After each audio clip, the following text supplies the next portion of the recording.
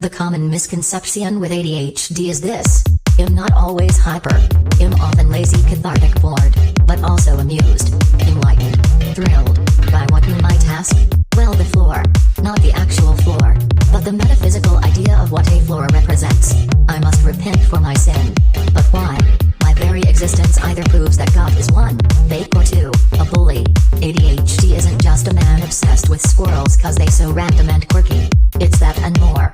You see, a famous time-traveling wizard once said when referring to time that people assume that time is a strict progression of cause to effect, but actually, from a non-linear, non-subjective point of view, it is more like a big ball of wibbly-wobbly, timey-wimey stuff, and I think that describes ADHD to a T, or maybe an A. Word I have chosen is schadenfruede. Schadenfreude is a combination of the German noun schaden, meaning damage or harm, and freude, meaning joy. You put those words together and you get the act of receiving pleasure derived by someone from another person's misfortune. This encapsulates the idea that people, whether they admit it or not, like to watch others suffer.